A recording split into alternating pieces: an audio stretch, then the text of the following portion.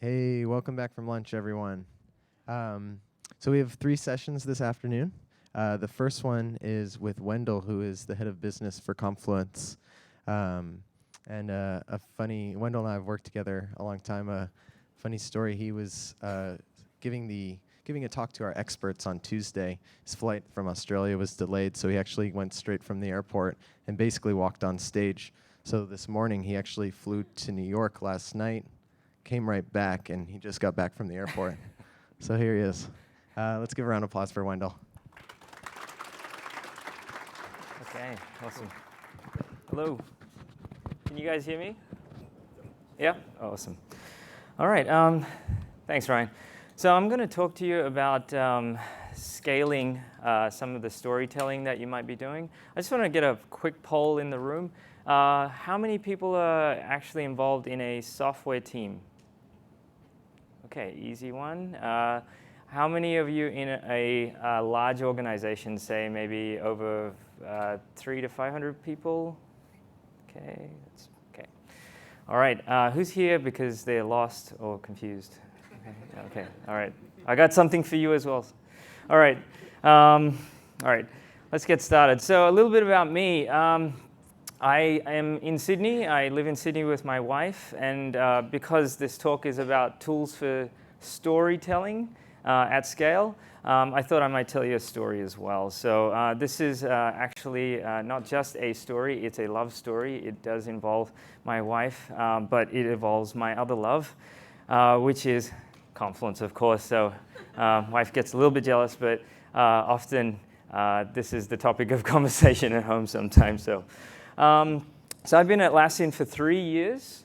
I've worked in a number of different areas, but last 2 years I've been actually working on Confluence, both in a product management role and in business. So prior to that, I used to be in a lot of startups, in and out of startups, working for larger companies. So these are some of the things that I've learned along the way, but also how I've adapted some of these tools at Atlassian. So some of the things you're going to be seeing are brand new. We haven't actually blogged about this, so hopefully you'll get a lot of information and maybe you can take back, but I'd love to get your feedback at the end as well. So this is a personal experience. This is a journey that I took when I started with Confluence. And it's really about how we rapidly grew the team. So let's get started. So when I joined about 2 years ago, the Confluence team, actually about 2.5 years ago, Confluence was a small to medium-sized team. It was about 50 people. So that included, and they're all based in one spot, which was Sydney. And in addition to that one spot, most of the folks in the team had 3 to 5 years tenure at least. We had somebody with actually 10 years tenure as well. And so everybody was very well versed with how to do things, right? So when they actually went through Agile, their sprint history was solid. They had effective communication because they were very familiar with one another. So they had a good velocity that was well understood. And often they knew how to do things at Atlassian. So the tribal knowledge at Atlassian was a critical part of getting things done as well. So there's a lot of trust in the team as a result, and that was built over a number of years. Now, one of the things we have at Atlassian is this thing called the playbook. And as part of the playbook, we have how we describe the flow of the software. Now, it involves these 3 stages: envisioning, make it, and improve it.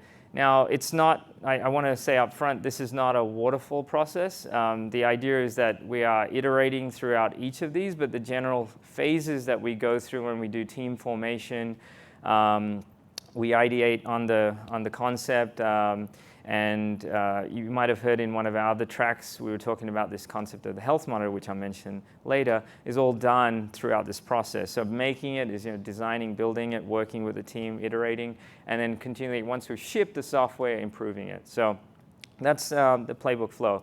Now, what had happened was when we started to get some new teams, because we were growing Confluence out, this is the ideal time division between the phases. So we had envisioning, modest amount, and this is all relative size. We had make it and improve it. Now, what ended up happening is when these new teams formed, and typically when we form a new team, we have this concept of a triad. So we have an engineering lead, we have a product manager, and we also have a designer in the mix. So that's what we call a triad, and then we obviously have additional developers or other roles that need to be part of that team, so maybe a data scientist or otherwise. But what was happening is with the new entrants, particularly the new teams, we were seeing this where teams were actually spending a lot of time in the envisioning phases, right? Possibly way too much time. And then what was happening, it was pushing other things out. So the make it phase was actually getting pushed out into the build, and then obviously it was compressing the amount of time, pushing deadlines out, and we were delaying what arguably would be more experimental development, where we could push things out earlier and then start iterating on it faster. So I thought, okay, I have time to fix this because we're about 50 and we've grown the team to about 60 to 70, but I was really wrong about that. So what happened was our team size doubled, right? We went from that 50 team size that I said roughly, went to over 130 in about 6 to 8 months. So naturally, I was kind of freaking out at this stage because all of the things that I mentioned to you were now exponential, right, in terms of complexity. We didn't just have teams growing in that one region, we had teams growing in another region. So we had not just a multi-geo problem, we had time zone challenges as well. We were growing a brand new site. The leadership in that site was also new.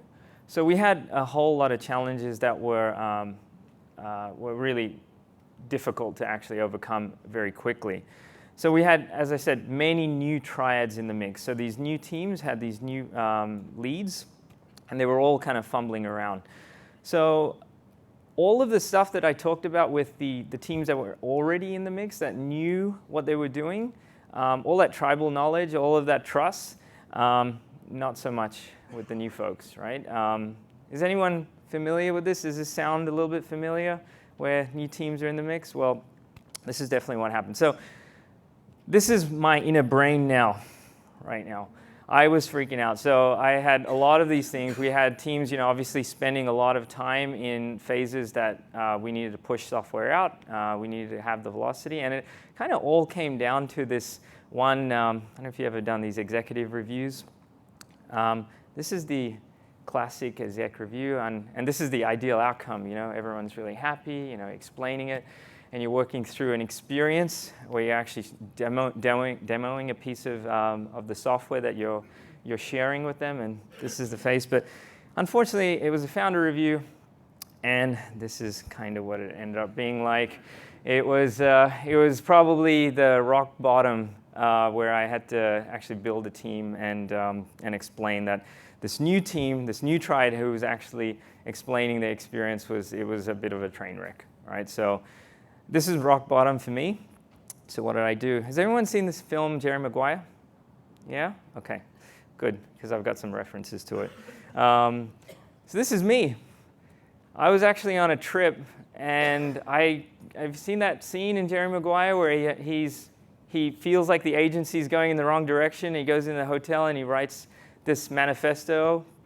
So that was me. I decided I needed to go and fix this. So I had to document what the problems were. So I went through and documented the goals, existing problems, the solutions, what we were lacking. I'm working furiously through the night.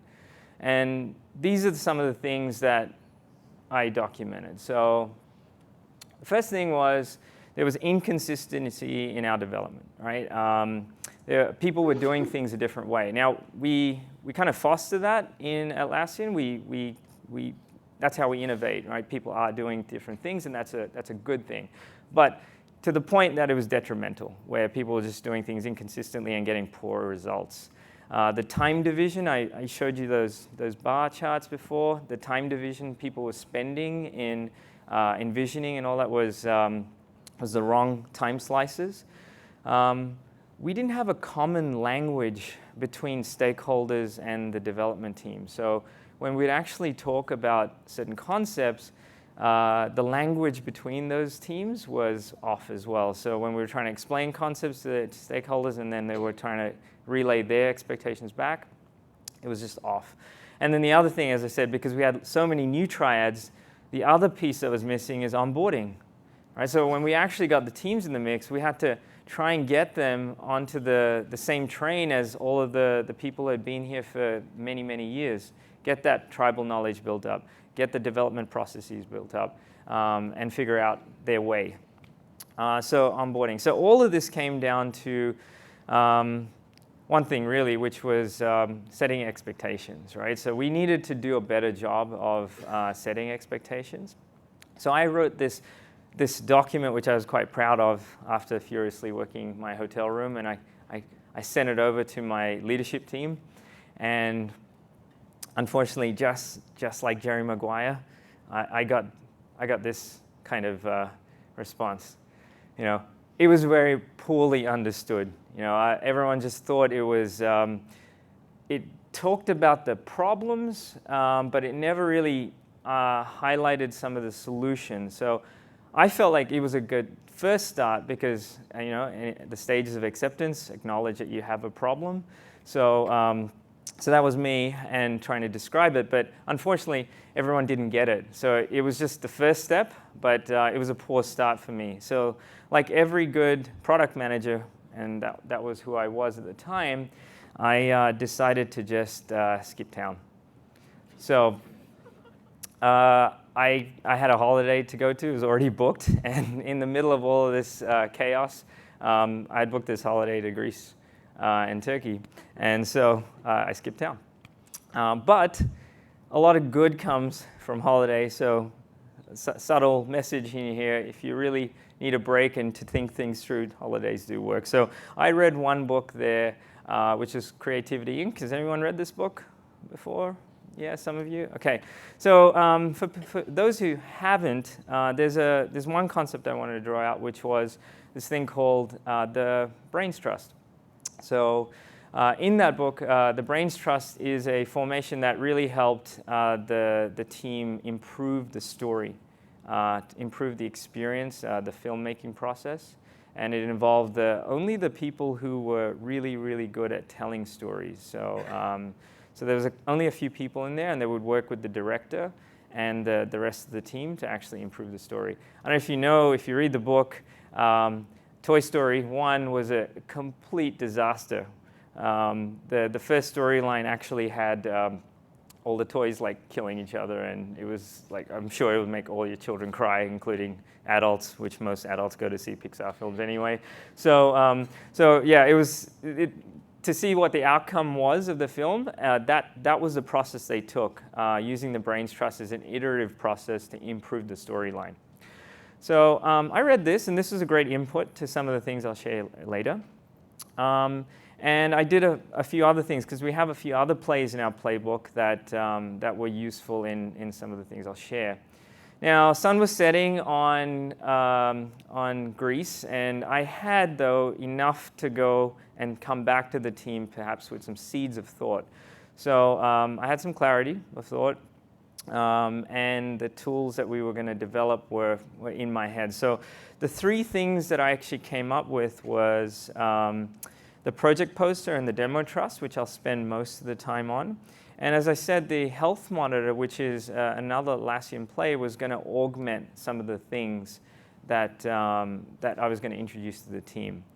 Now, I don't actually have time to go into the health monitor today. There was actually a separate session on that. Plus, I'd recommend just going to that link. It has more information on the health monitor. So I'm just going to focus on those two, which were the predominant things that I'm going to share with you. Now, the first thing is the project poster. So the project poster, has everyone used the business canvas or the business model canvas or heard of it? Yeah? No? A couple of hands? Okay. It's similar, has similar concepts to the business model canvas, but it is really to help your teams tell a story and the rails for a story. And And the project poster has, unlike other pieces, it has a notion of time because, as I said, when you go through those phases of the flow, which is envision, make, and improve, it's about progressively completing a set of things. Now, I'll walk through those things in a minute, but there's a notion of time. It's not just you do it now and then you're done with it. It's you progress through this completion of this poster. The next thing is it's more of a linear journey. It's not choose your own adventure where you go down these different rat holes and paths. It's about actually guiding the team, as I said, rails, to get to the right outcome, which is a story. And in software, the story really manifests in a demo. Right? So the ultimate, what you see on the keynotes and so on, that is the story that we tell. And it's all about telling a credible and authentic story, right? Which is really what the Brains Trust was also about at Pixar. And it does involve three things, which is the concept, validation, and story phases, or the demo phases. So I'll just break the project poster down a bit more for you. So during concept phase, and as I said, none of this was in a waterfall process. This is all iterative, right? So during concept, teams would actually get together and go through and fill out the poster. And I'll show you an example poster at the end because we actually use Confluence to pop those things in. What, why, and who? What does success look like? What are some of the solutions and ideas for that concept that you're envisioning? When you move along, you get to a validation stage, and that is around what do you already know? So these are all just prompts that we push the teams to do because sometimes they have some of the data, right? So it's what do you know already? Then the next thing is what do you need to know? So this poses the question to the team around what questions they need to actually answer to get to validating the stereotypical journey that they're going to take. And then obviously what experiments are you going to run to run analytics to get the additional data that you need. The story often involves, once you've actually gone through those first two phases, involves a set of trade-offs. Like any good software process, you can't necessarily do all the things, so you end up optimizing for a particular set of things. And so the guiding principles about what are the pillars that you're using to govern some of your decision making, right? So the guiding principles are examples when we use, for example, in Confluence for usability. Some of the guiding principles are searching over browsing, as an example. So we'll optimize the experience for searching versus browsing. That's just an example. The customer value. So for customer value, that's an interesting one where we actually force teams to do press releases or builder box exercises. So they're writing what the typical blog post might be when we release the feature. So they're thinking always about from the customer's perspective all the way through. And then we actually go through some of the solutions that were explored. So if the designers have some initial concepts, it'll be also down in that. Now, what that actually manifests through is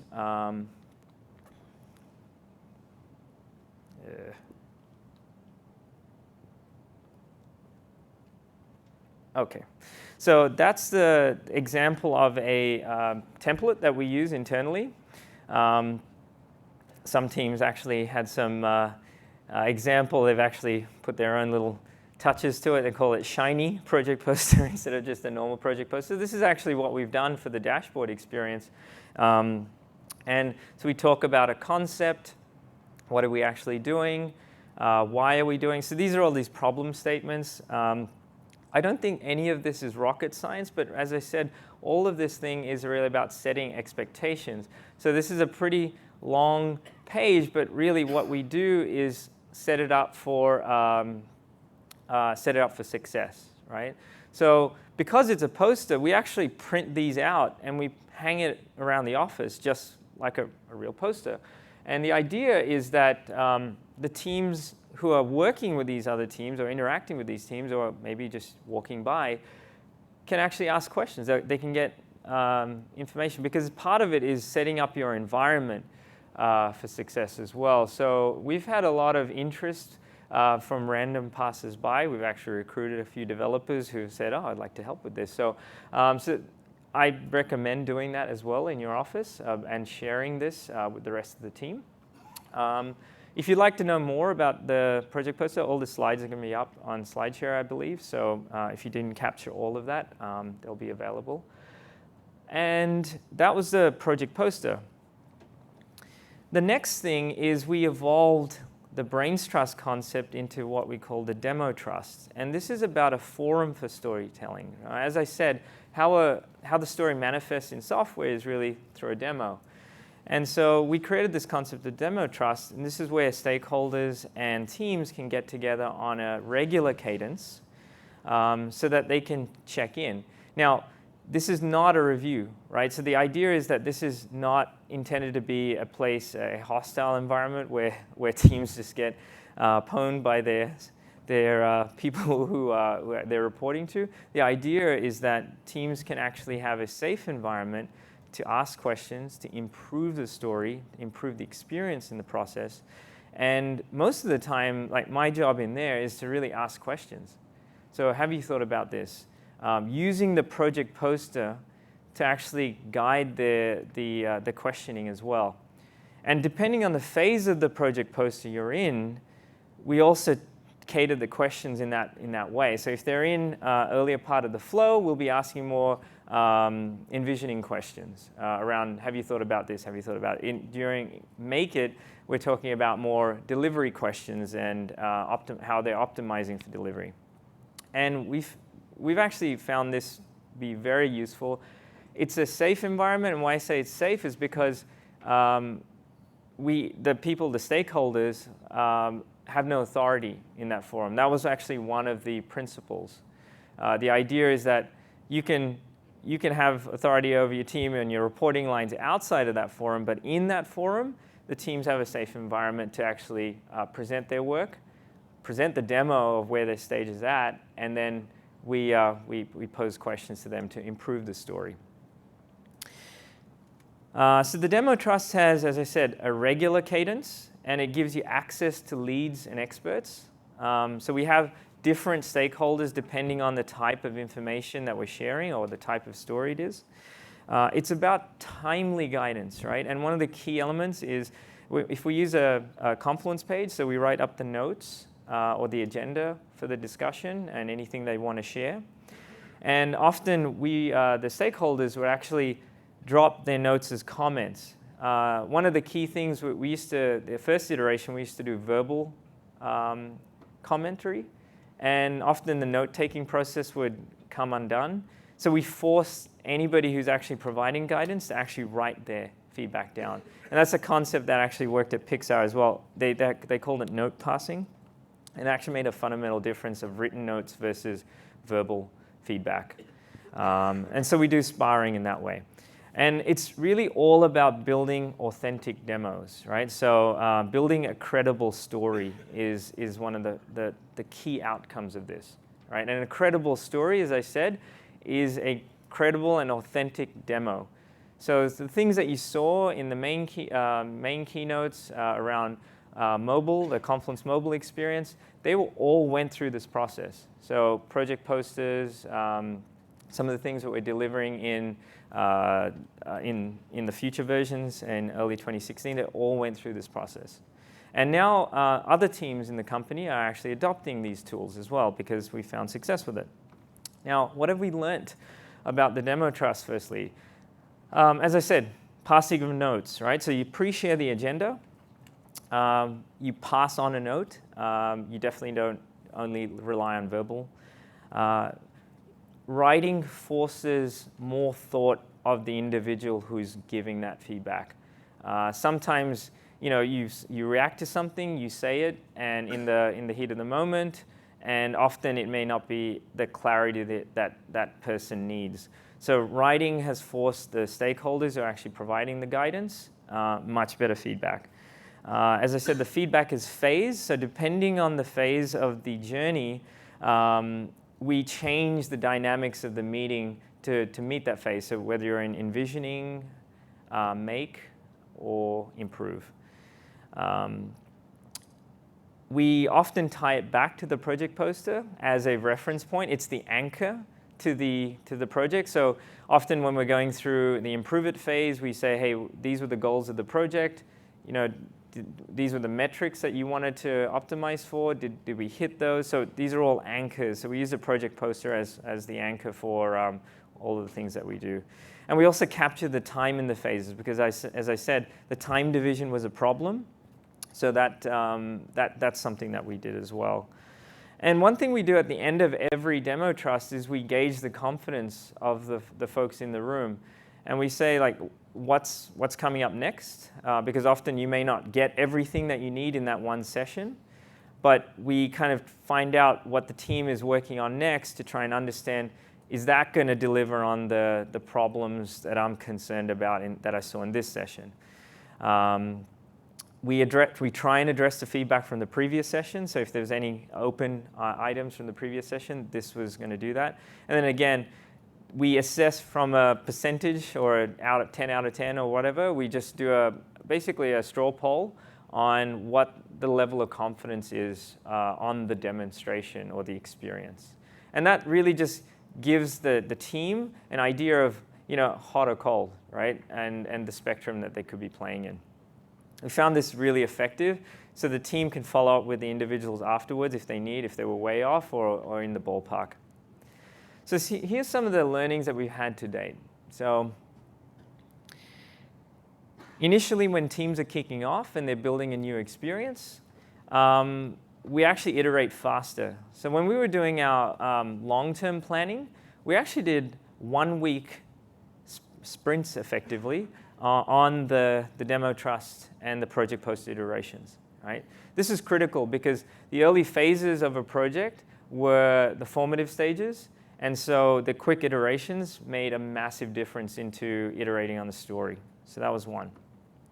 The second one was focus was absolutely imperative. The stakeholders often, or the people who are the experts in the discussion, in demo trust and otherwise, had to try and align. It was kind of like the mum and dad thing where they had to at least have a unified front in terms of giving feedback. Otherwise, the team would just be scattergun in terms of their approach.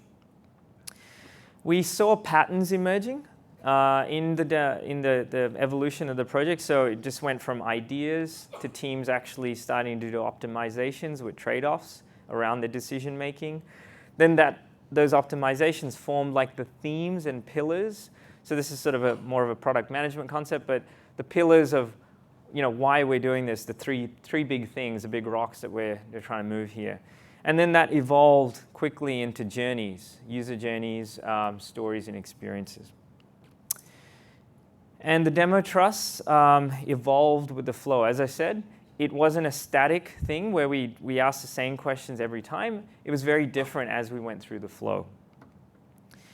And then finally, I think one of the key things we did was have you heard of objectives, key results, OKRs, or you have quarterly goals? So we use OKRs at Atlassian. They're still relatively new, but we use them. And so what we did was to align teams better to the strategy, we tied their quarterly goals back to the strategy just to help them connect more with the strategy. Because often teams can feel a little bit disconnected from what they're doing to the overall strategy. So that was one of the fundamental things we also did.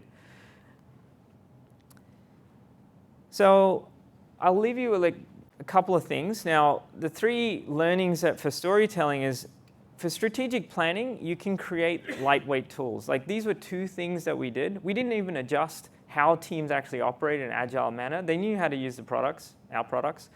They knew how to operate with one another. Training and things like that was still a requirement. But these lightweight tools where you can give them and set expectations were the fundamentals for allowing them to be diverse in how they wanted to go and run their agile process, but kept everyone aligned in terms of the outcome. The second thing was you have to engage with all of the teams and level them up to thinking about the strategy. And the best thing to do there was to align around OKRs, right? Or objectives and goals or quarterly goals. And then the other one was we kept pushing the notion that the story comes first. So while technology and all that sort of stuff is great, it's about the experience and the demo and having a credible demo. And that's the number one thing that came, the customer experience. So that empowered teams to focus on the right things and push the other things to the bottom.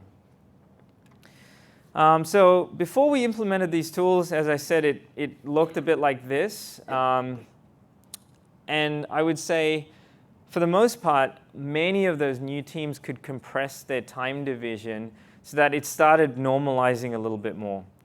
Now, I would say we still have some outliers, and we still have new teams coming into it. So you still have some breaks in time division, but for the most part, it's getting back to normal. So that was the right outcome we needed.